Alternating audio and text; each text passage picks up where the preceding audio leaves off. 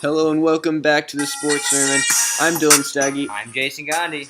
and we are back with you today to talk about a few of the recent NBA trade rumors swirling around the league. So first, we're going to talk about a deal that did already go through. The Sixers and the Celtics made a blockbuster swap at the top of the draft. The Sixers traded up to the number 1 pick from the number 3 and gave up the number 3 pick and a possible 2018 or 2019 selection. The 2018 selection would be the Lakers if it falls from number 2 to number 5. If that doesn't happen, the Celtics will get the Kings 2019 first rounder. So, Jason, who do you think won this trade between the Sixers and the Celtics? The Sixers trading up to get their guy, and the Celtics trading down to get another one of those valuable picks that Danny Ainge has been stockpiling these last few years. Yeah, so before I start, I think both teams believe they won the trade.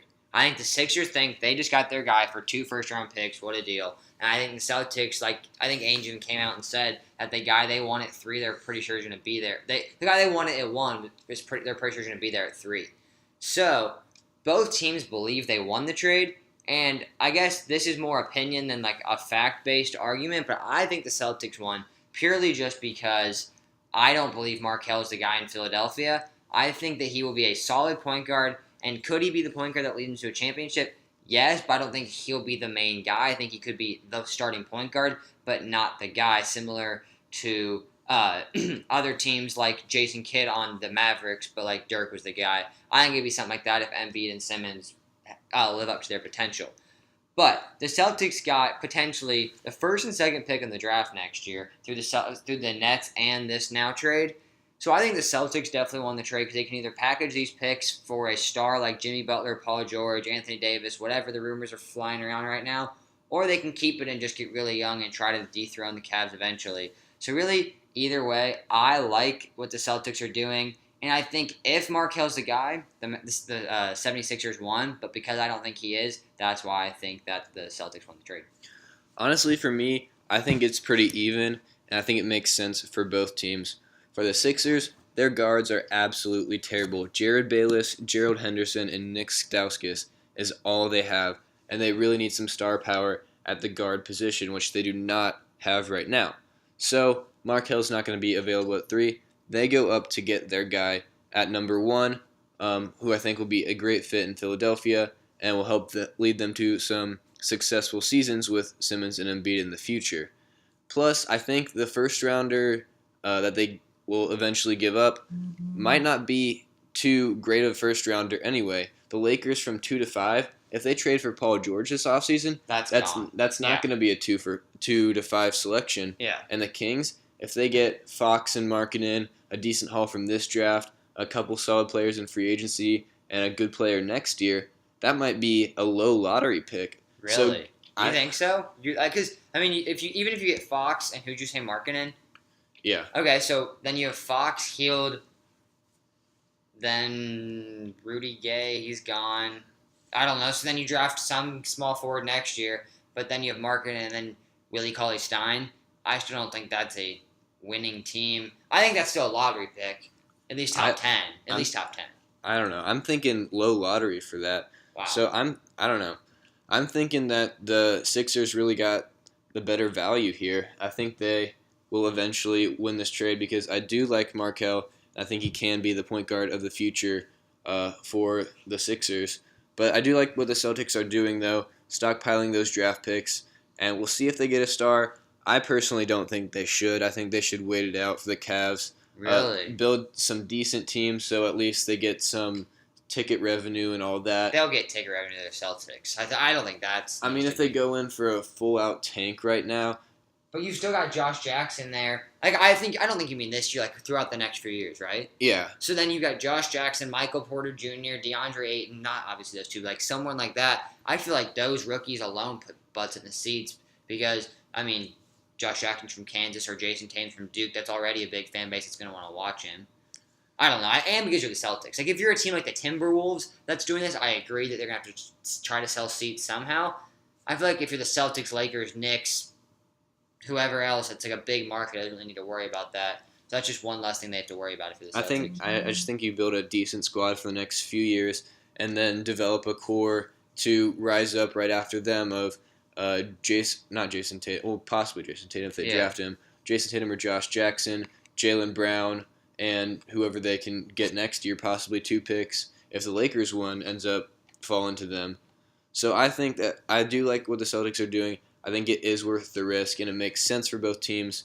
But in terms of value, I think the Sixers have the better potential to work out better for them. Yeah, I think that this trade could actually go down. Like, if Markelle becomes what some people think he'll be, this trade could go down as, like, a terrible trade because, like, if you remember, like, Vlade Divac for Kobe Bryant, like, if Kobe ended up being a bust, people would have been like, why the heck did they just trade a starting center in the league? So really it just comes down to, like, this doesn't have another experienced player in it.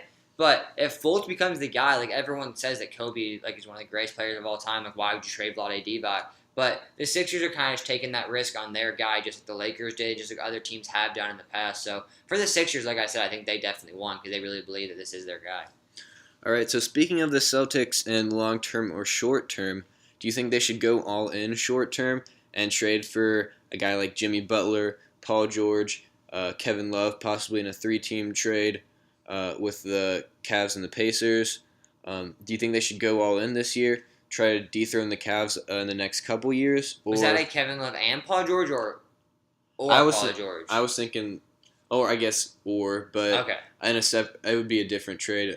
It'd be a Celtics Pacers straight up if they wanted Paul George, but if they could get Kevin Love, it would probably be a 3-team. Paul George going to the Cavs and Kevin Love going to the Celtics. Okay. I think, this is the way I look at it, are the Celtics going to be able to build anything that's going to beat the Cavs this year? No.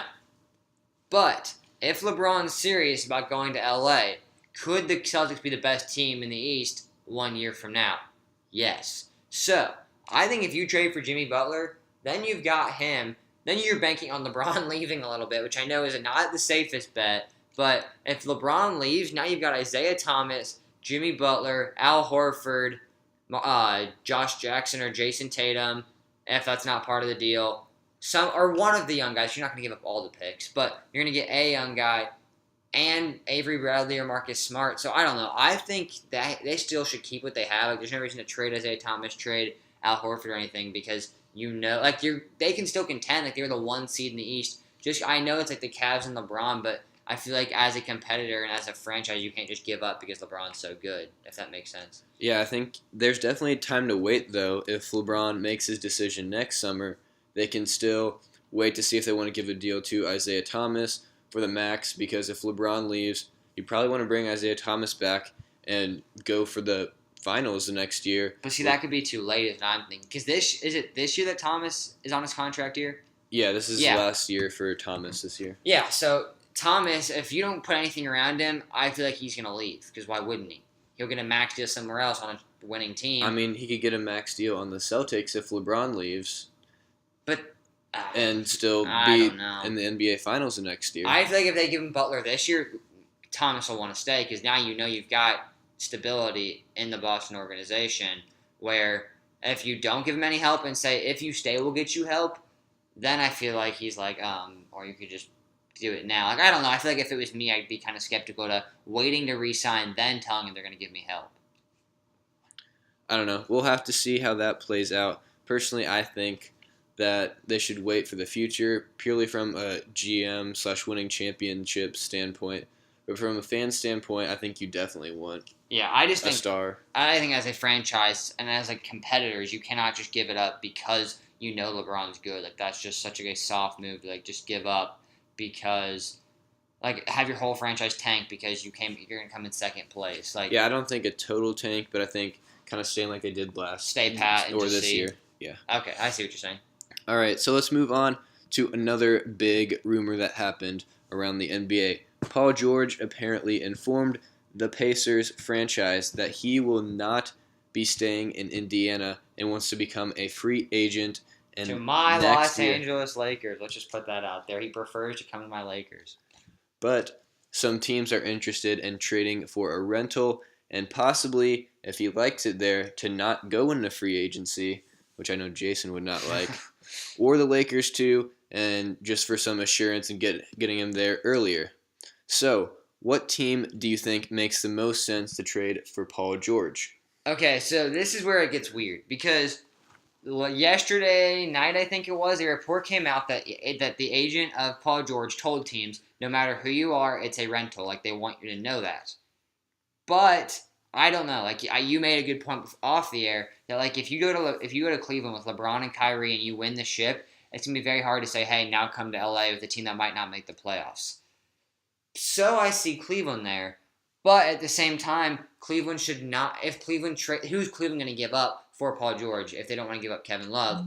Nobody. So you're going to have to get a 3-team trade. Then I just feel like that's a lot of movement and a lot of, I don't know what the word is, like unnecessary, like moving for the Cavs for a 1-year rental that might not even, because I don't know, like Paul George is not like a perfect fit in Cleveland. Like, it's not like he checks the box they were missing this year. Like, I mean, possibly to guard Kevin Durant, provide something. Why can't LeBron do that? I mean, LeBron's got to have some rest, and he can't do it every single possession, kind of giving some relief so LeBron doesn't have to play 47 minutes in the finals. So you see Paul George as a LeBron, I don't know, like a LeBron, not replacement, but like backup? Like, I mean, kind of. He's like, I guess he can be their LeBron number 2. What position would he play? Because he correct me if I'm wrong, he told the Pacers he would not play the 4 when he was in Indiana or when he wanted to be in Indiana. I feel like I heard that somewhere that he said he was like very against playing the 4. He did not. So he's gonna play the 2. I mean, or that's LeBron possible. To play the 4, then he guards Draymond. I don't think LeBron wants to play the 4 either. I was thinking maybe LeBron to the 1, Kyrie to the 2, and Paul George to the 3. Really? I mean, that's 3 guys that can get to the bucket, and that is just lethal. Yeah, I just don't know if you can put LeBron at the 1, because then defensively, Steph will cook him up. He is too quick in the finals to hang with. Steph's too quick for LeBron to hang with Steph. Not that there's only, I guess it's not even that wrong to say that they're really making their team for the finals. Like the Warriors did it last year, the Cavs are doing it this year, getting that one more piece to put them over the hump. I don't know.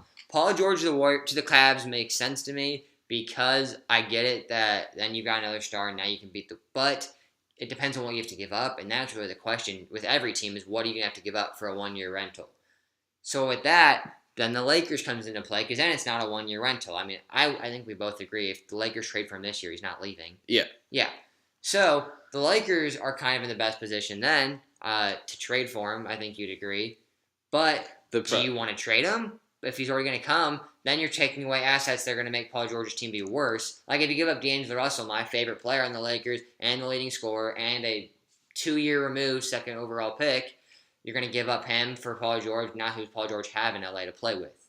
I don't know. That's just... So I don't know. I think that's really a hard conversation. Those are the 2 teams, in my opinion, that really should be trying to trade for him, is the Cavs and the Lakers. The Clippers, the only other team I could see being in there, because if he comes to LA with a different team, they're better. Why would he leave? But really, those are the 3 teams. I don't understand the Wizards or the Rockets move because you're not going to be able to get a cheap deal for him. So, how far do you think the Lakers should go, though? I mean, I don't think Kevin Pritchard's going to be accepting any Julius Randle or Jordan Clarkson and 28 for Paul George. Then that's his fault, and you can lose him for free next year. Because if the Lakers, I will be very, very upset, to keep it clean on this podcast, if we get rid of D'Angelo Russell, the number 2 pick, or Brandon Ingram. In my mind, those 3 should be untouchable. They are the core of, like, Lonzo, assuming he gets drafted tomorrow night, Lonzo, Brandon Ingram, and D'Angelo Russell are our future. Randall and Clarkson, even put both of them in there. Pritchard, if that'll get it done, go for it. Like, I think those 2 are dispensable for me if you can get Paul George. I don't really care what the deal is as long as it's not D'Lo, Ingram, or the number 2 pick. So you're giving up anybody besides those 3? Yes. Because I think if you get Paul George, then it's a guarantee he's staying. That's the only reason why. Because it's like a guarantee you're getting him on an extra year contract. So that I wouldn't mind getting up. If he would do Randall in the 28th pick or Randall in our 2019 first round, I'd do it in a heartbeat, because then he really just hopefully he'll play the 4 for us. I don't know. Figure out a way to get him the starting lineup. You replace Randall, and then you just give up a 19 first rounder, which hopefully we're in the playoffs by then, which is kind of irrelevant. Yeah, I personally agree with you. I think those 3 have to be untouchable, but I know Zach Munson in our group, he said the Lakers should give up D'Lo now. He was talking to me earlier today. He said they should give up D'Lo and shop the number 2 pick to make sure Paul George comes to the Lakers. I don't think that's what they should do. But no, Zach, I don't think you sacrifice the whole timeline of all your young guys to just get somebody that's probably going to come next year. Exactly. But how worried are you that if he goes to the Cavs or the Clippers that he would stay there? I'm worried about the Clippers, not the Cavs, because the Clippers, you're in LA already, so he's in the city he wanted to be in. I think you said it was like his favorite team growing up. Yeah, he tweeted that back in 2012. Yeah. So it was his favorite team. He's already in LA, and they're a better team. I think it makes. Then I'm worried if Paul George goes to the Clippers. If he goes to the Cavs, think about it. LeBron's wife wants to permanently live in LA. He's not happy that David Griffin got released last night, or fired, not released. Got fired last night. They both will be free agents, and they'll have played a year together. I would not be too worried that those two at the All-Star break next year are talking, hey, what about teaming up and going to LA next year? Like, I think that's definitely a conversation that we could get both of them. So I'm not worried about Cleveland. I think that's definitely a one-year rental. I'm worried about the Clippers if he goes there. The problem with the Clippers, though, is they have absolutely nothing to give to the Pacers for Paul George, though. That wouldn't be sacrificing. I'd do DeAndre. I mean, a one-year rental. DeAndre could leave again. I don't look at Paul George one-year rental if he goes to the Clippers. I'll be honest. I really don't. When's DeAndre's contract up? Let's see. 2019? Yeah. I believe after. Was DeAndre that dominant this year? I feel like he took a step back this year. He was the same. I mean. And every other year he's progressed. I would do it because I think you have a good chance of Jerry West now being in that front office. If you could do DeAndre and a future first rounder for Paul George, I would do it if I'm the Clippers. Still for the Clippers, though. I mean, if they do end up paying Chris Paul and Blake Griffin this offseason, and then have to pay Paul George next year too, that is their entire cap. Yeah, then you can't get Redick back or whoever else is a free agent. But I think you're sacrificing that for three legit stars. Does that get him into the past the second round into the third round? I don't know, but I think it's worth trying because if he wants to come there, if he's able to go there, I think the Clippers have to at least try it because you can't keep doing the same thing and expecting it to do better. I think DeAndre is the most expendable piece of the three. Like I wouldn't trade Blake for Paul George. You literally can't trade any of them right now though because they're both free agents. And a sign-and trade, I mean, you're not going to get much. And I don't think Redick, Blake, or CP3 is trying to go to Indiana. CP3 will not. I think Blake's the one that might if he wants to build some with Miles Turner. I don't know why he would, but maybe. I don't know. Yeah. I don't know. I think it's a tough spot for the Pacers because when the news leaked, his trade value immediately decreased. And so really now it's just a bunch of teams saying, here's what we'll give you the most, and the Pacers got to pick between the least amount of what they want to give up. I think one thing that we talked about before we went on air, Kevin Pritchard apparently wants to kind of drag this out maybe till the trade deadline to see if some team gets desperate and go all in for Paul George at the trade deadline. They think they're one piece away. I just think that's the dumb. I don't think it's not. I don't think it's dumb of you to say because I think it could happen. I think it's dumb if you're that team. You're not only getting a year rental, you're getting half a year rental, a 40-game rental. I think it'll happen though. I agree with you. I think if they stay pat, some team will go too big for him. I just would hate to be a fan of that team. Yeah, I think it's a long time between now and the trade deadline. Yeah. Somebody's going to make a nice call for Paul George. So personally, I agree with what Kevin Pritchard is apparently going to be doing, waiting it out to see when he can get the right deal. See, I heard a report last night, though, that said, I think it was Chad Ford or somebody, said that he wants to make a deal by Thursday. Like tomorrow, I guess. Draft night's tomorrow. No, today's Tuesday. We yeah, it's okay. Yeah, by Thursday. It's not tomorrow, guys. But yeah. Anyway, it's pretty soon, and it's just I saw that last night. I haven't heard the whole waiting to the deadline.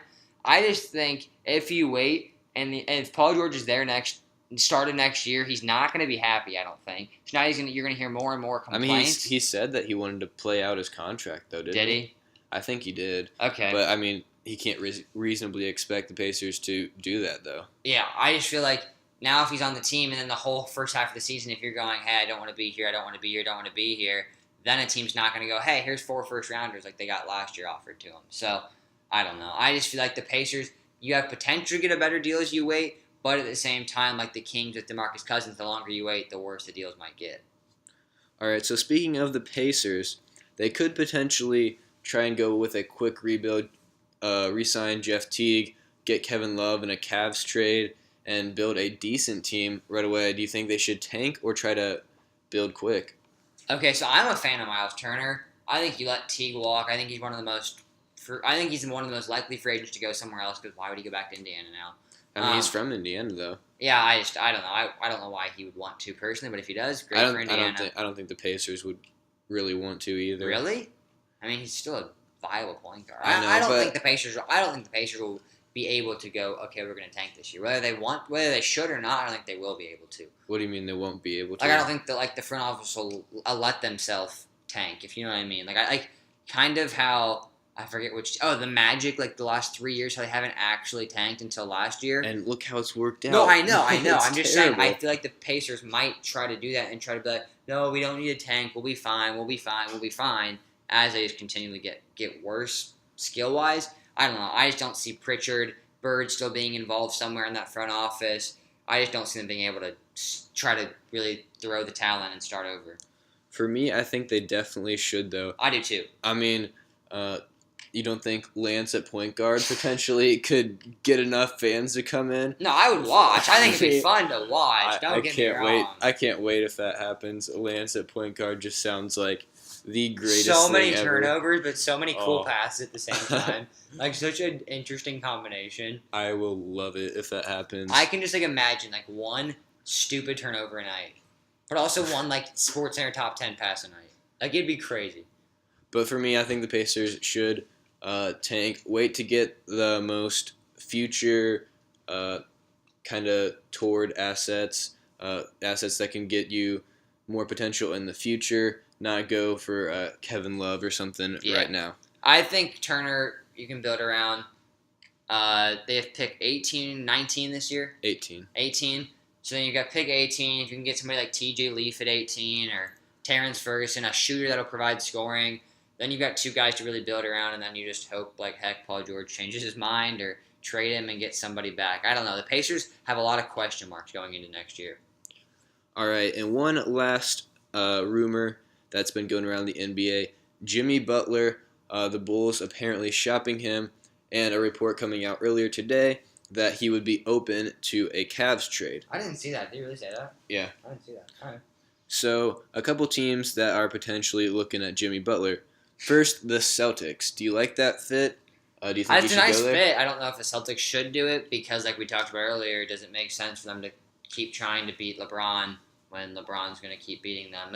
I think it's a nice fit personnel-wise. Then you've got a solid two to pair with Thomas, lets Bradley come off the bench and contend for Sixth Man of the Year. All those headlines I think would be great for the Celtics, but it doesn't put them over the top against the the Cavs. I don't think that team beats LeBron and Kyrie. All right, and what about the Cavs? Cavs, that's the hard part with the Cavs is you don't know what they're gonna have to give up because I don't think Kevin Love puts them over the hump against the Warriors. Trading him for Kevin Love, I don't think puts him over the hump against the Warriors. And if you keep Kevin Love, I don't know what they're going to be able to convince teams to give up because it's going to have to be a 3-team trade. So that's the hard part with the Cavs. I just don't know because I don't know what the deal is going to be. Yeah, I agree because Jimmy Butler is not the same as Paul George right now. He hasn't come out and said he's going to leave. He still has another year on his contract. What the Cavs should have to give up right now to get him, I don't think would be worth it. Yeah, I agree. But what do you think from the Bulls' perspective? What should they do about Jimmy Butler? Do you think they should trade? I think you keep him and try to re-sign him. He's from Wisconsin. I don't remember where he's from. But he's not somebody that's dreamed of a certain city. There's never been rumors attached to him with one city. So I don't think you have to, there's no one team. Except for this Cavs thing that I didn't hear.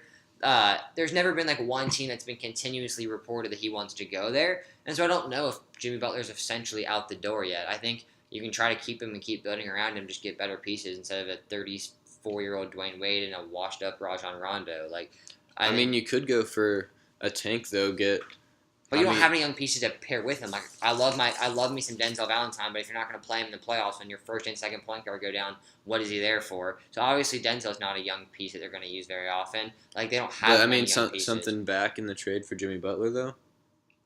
So you think the Celtics, I guess, would be the only one that makes sense. The Cavs don't have any young pieces. I mean, Pacers don't have any young possibly pieces. in a 3-team trade though. I don't know. I guess I've heard the Suns in there, but I think the only one that would make sense then if they're going to complete tank is the Celtics because then you've got a lot of picks and you can do something with that.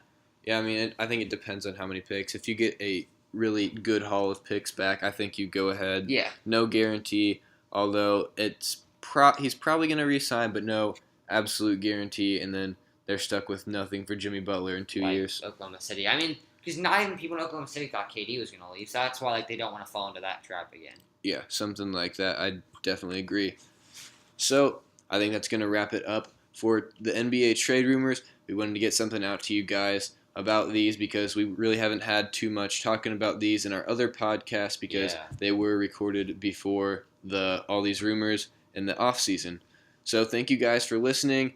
Leave a like if you enjoyed. Hit the subscribe button if you want to see the rest of our coverage this week. Check out our big board tomorrow and our mock draft. That'll be video, not just audio, on Wednesday night, Thursday morning. It'll be coming out. So make sure you check it out. It'll be a great one for sure. Yeah, that'll be a pretty funny one.